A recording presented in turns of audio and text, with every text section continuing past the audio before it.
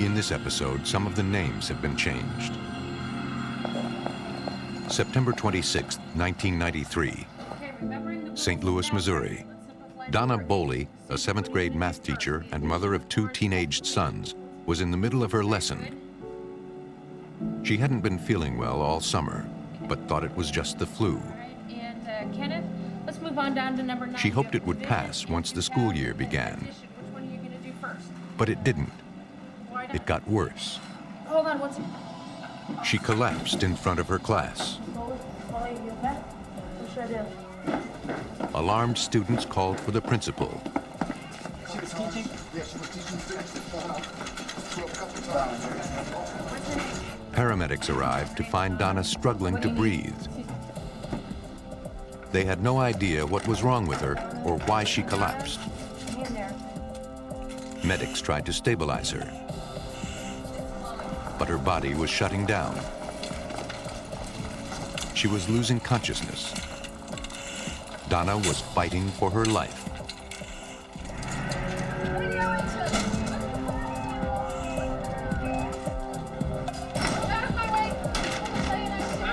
In the emergency room, doctors fought to save her. But it wasn't enough. Even with their best efforts, Donna was still struggling. She was now paralyzed, with no feeling in her arms and legs. She was immediately hooked up to a ventilator to help her breathe. Critical care specialist Dr. Gregory Becker. We had no idea what was wrong with her. She had nonspecific symptoms.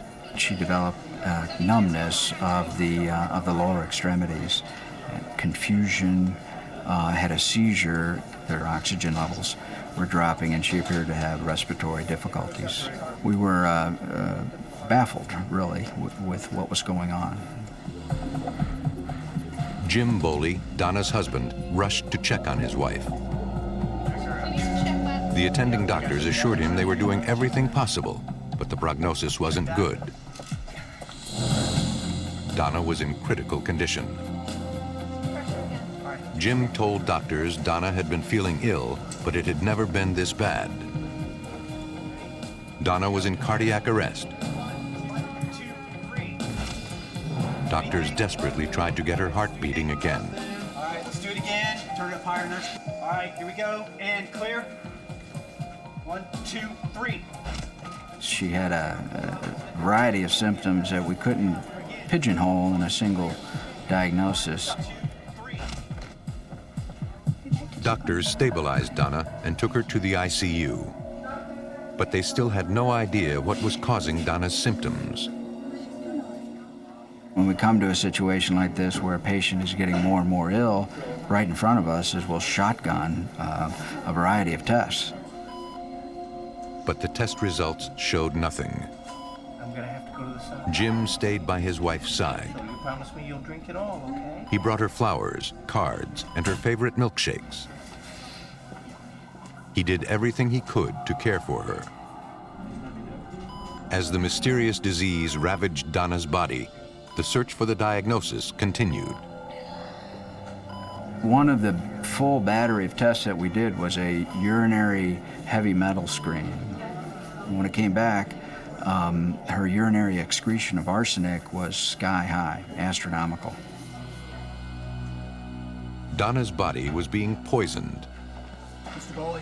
The amount of arsenic in her system was 420 times the normal amount. Apparently, she has arsenic. Why were the levels so high, and how did it get into her system? Does she do any type of gardening? Concerned others were exposed to the arsenic, doctors immediately informed Donna's family and also called police.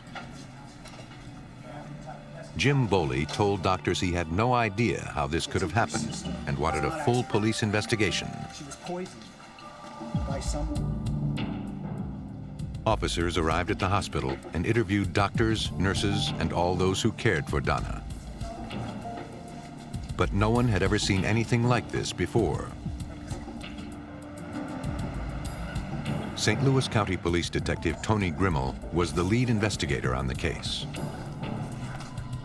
I found out that from the hospital that Donna Boley's level of arsenic was right at the lethal dosage, and that she was on the fence and could possibly die. Since arsenic poisoning is rare, Detective Grimmel needed to do research on the toxin. I determined as much as I could about arsenic and found out that it is in pesticides and herbicides. It's also found in the environment, in well water.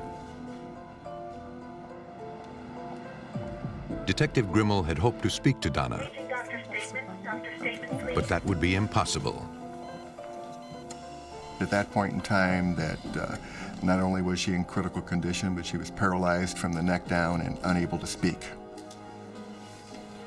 Unable to communicate with Donna, the detectives would have to find their answers another way. They asked hospital personnel to contact them if they came up with any new information. Nurses were stationed in Donna's room around the clock to monitor her condition. Skin color? Okay. Detective Grimmel's next step was to determine whether he was dealing with accidental exposure or something criminal.